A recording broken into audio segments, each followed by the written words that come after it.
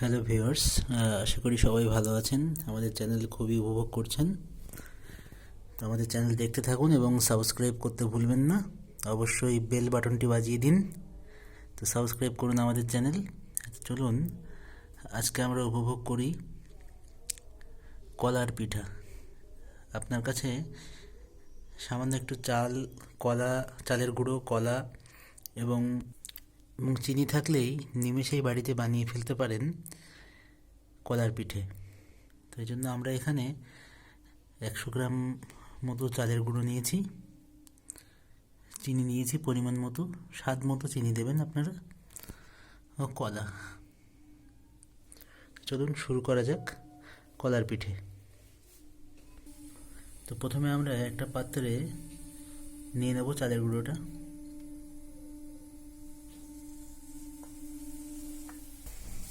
আমরা সামান্য একটু বেকিং পাউডারে দিয়ে দিচ্ছি যাতে পিঠেটা একটু ভালো ফোলে।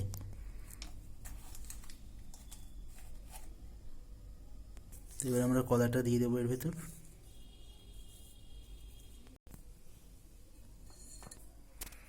পরিমাণ মতো চিনি,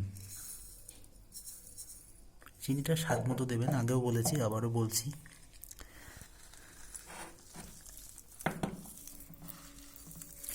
ভালো করে মাখিয়ে নিতে হবে কলার সাথে চিনি এবং চালের গুঁড়ো।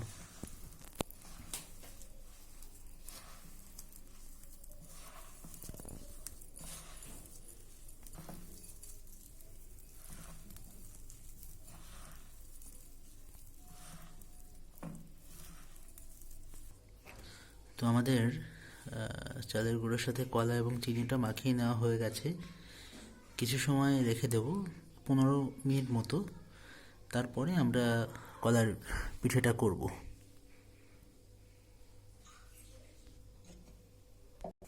এবার আমরা এটাকে হাতে নিয়ে একটু গোল গোল করে একটা শেপ করে নেব।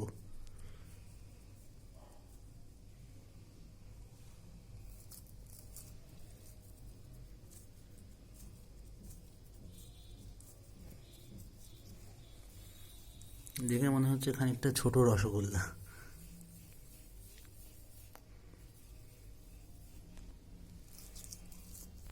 এভাবে সবগুলো গোল গোল করে নেব।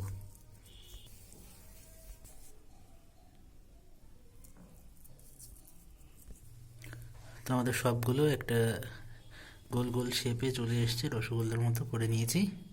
তো এবার আমরা ভেজে নেব।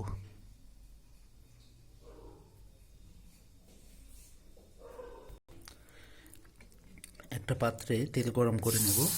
এবার একটা একটা করে বড়া ছেড়ে দেব।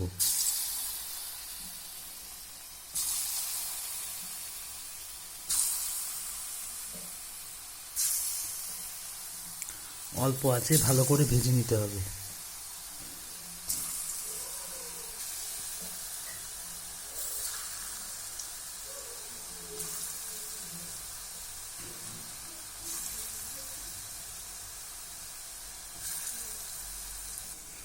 আমাদের একটা সাইড ভাজা হয়ে গেলে ঘুরিয়ে দেব, অন্য সাইডটাও ভেজে নেব এবং অল্প আঁচে ভাজবো যাতে ভেতরটা কাঁচা না থেকে যায়।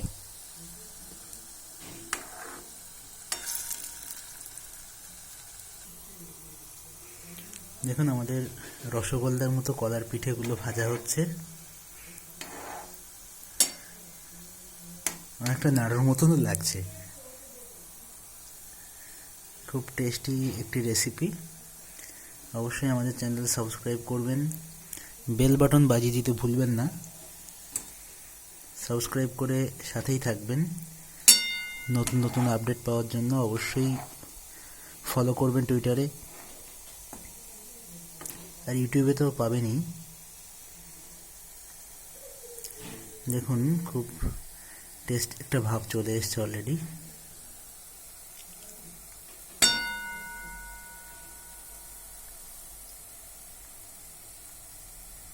তো আমাদের কলার পিঠেটা হয়ে গেল, এবার আমরা নামিয়ে নেব।